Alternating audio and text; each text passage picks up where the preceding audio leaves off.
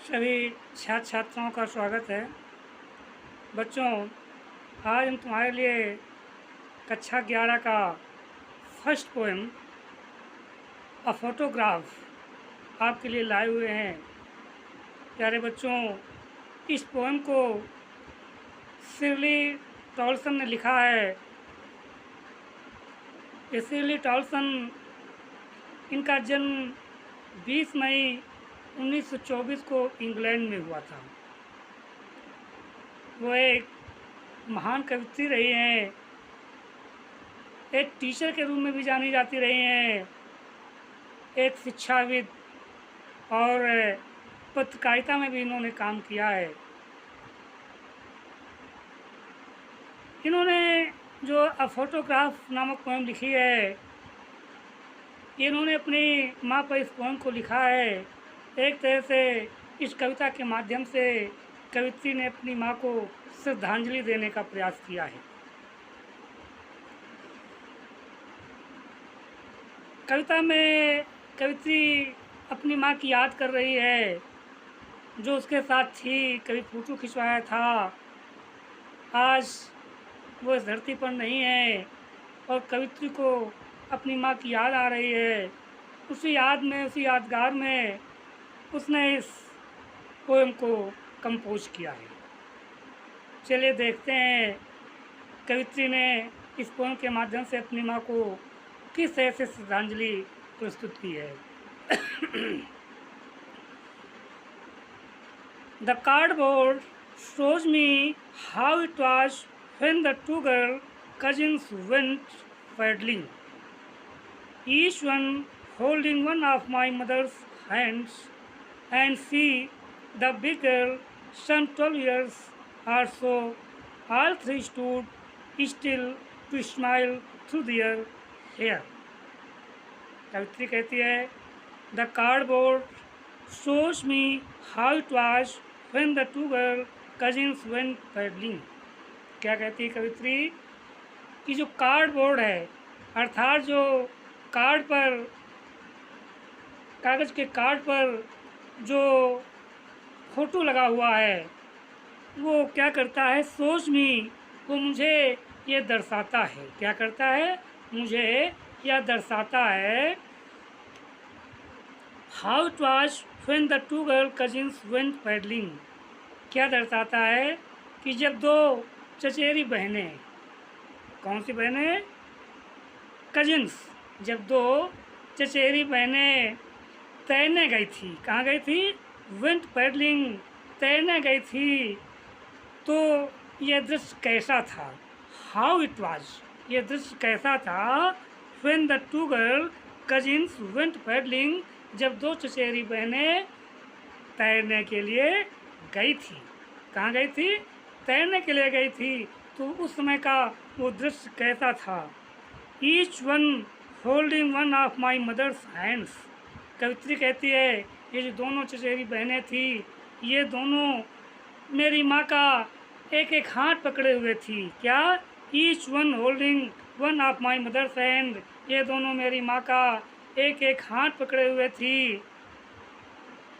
And see the big girl some 12 years or so, और वो लड़की जो कुछ बड़ी थी, जो कुछ बड़ी थी, लगभग 12 वर्ष के आसपास थी। कितनी, सम 12 years or so, जो लगभग 12 वर्ष की थी, वो बड़ी वाली लड़की। All three stood still to smile through their hair.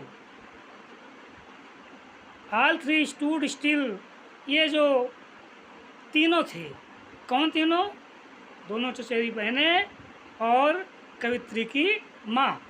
कहती है, All three stood still to smile through their hair. ये जो तीनों लोग थी, ये क्या कर रही थी, शांत होकर खड़ी थी। कैसे खड़ी थी, स्टूड स्टिल, शांत होकर खड़ी थी। और क्या कर रही थी, to smile through their hair at the uncle with the camera, और ये अपने बालों को इधर से हटा करके मुस्करा रही थी। क्या कर रही थी, अपने बालों को हटाकर मुस्कुरा रही थी उनकी तरफ। किसकी तरफ? Eight the uncle with the camera, वो चाचा जी की तरफ जो कैमरा लिए फ़ोटो खींचने के लिए खड़े थे, उनकी तरफ ये तीनों लोग मुस्कुरा रही थी खड़े खड़े। आगे देखिए, a sweet face my mother's that was before I was born.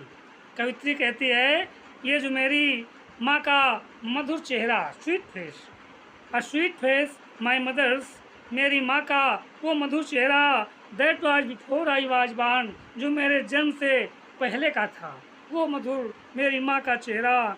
And the सी, और वो सागर जहाँ पर तैरना सीखने गई थी, and the sea which appears to have changed less, और वो सागर जो बहुत कम, कैसा? जो बहुत कम परिवर्तनशील नज़र आता है। was there terribly transient feet, ये सागर क्या कर रहा था? ये सागर उनके, किसके? मेरी माँ और दोनों चचेरी बहनों के क्या कर रहा था? was there terribly transient feet, ये उनके पद चिन्हों को, पद जो थे नश्वर पर जो थे उनको धुल रहा था। वास्ट क्या कर रहा था सागर? उनके नश्वर पद चिन्हों को धुल रहा था, वास्ट कर रहा था। देखा पहला स्टैंजा, समझ में आया? चलिए देखिए दूसरा स्टैंजा क्या कहा गया इसमें।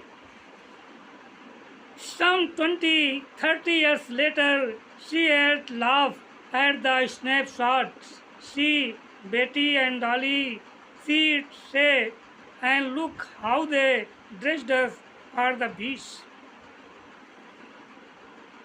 आगे क्या कहा गया है?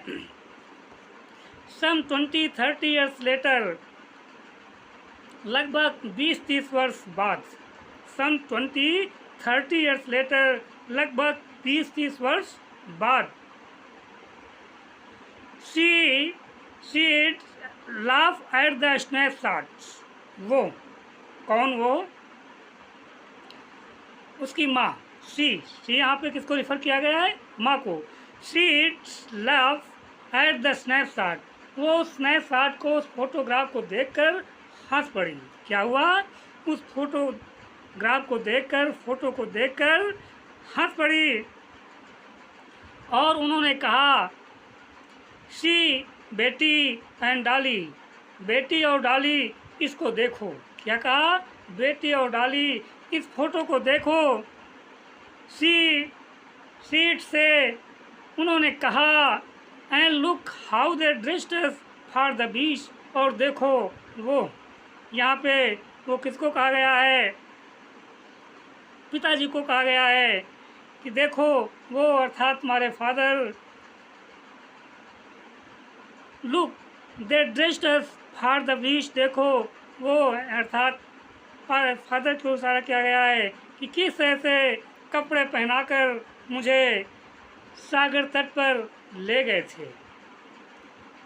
How they dressed for the beach, देखिए किस ऐसे समुद्र तट पर वो मुझे कपड़े पहनाकर ले गए थे।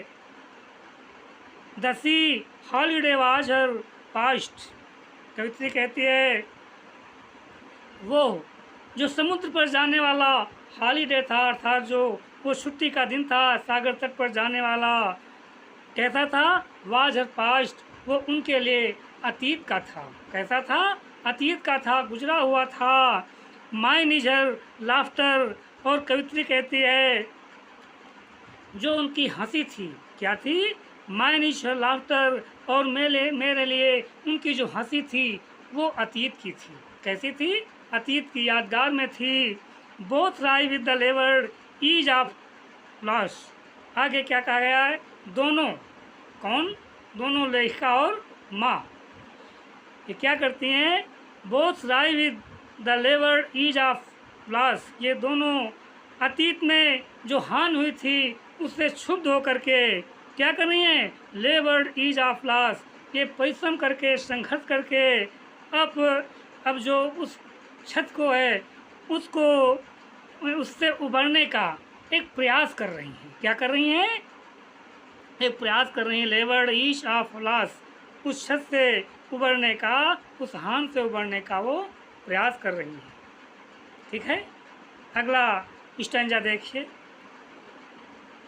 Now she has been dead nearly as many years as that girl lived, and of this circumstance there is nothing to say at all. Its silence silences. कवित्री कहती है now she has been dead, अब वो नहीं रही हैं, अर्थात उनकी मृत्यु हो गई है। Nearly as many as years as that girl lived, लगभग उनको ना रहे उतने ही वर्ष हो गए हैं, कितने, जितने वर्ष की वो लड़की है, जितने वर्ष की वो लड़की है उनको लगभग ना रहे इतने ही वर्ष हो गए हैं। And of this circumstance there is nothing to say at all, कवित्री कहती है ऐसी परिस्थिति में और कुछ कहने के लिए नहीं है। There is nothing to say at all, कुछ भी कहने के लिए नहीं है। इट्स साइलेंस साइलेंसेस, क्या कहती है, इट्स साइलेंसेस, अर्थात उस चित्र की जो फोटोग्राफ है, कहती है इट्स साइलेंसेस, इसकी जो खामोशी है, जो निर्भरता है, ये क्या करती है, साइलेंसेस, ये विश्रांत पैदा करती है। इस फोटोग्राफ की जो खामोशी है ये विश्रांत पैदा करती है। बच्चों ये तुम्हारा फर्स्ट पोएम हो गया है, इसका अर्थ समझ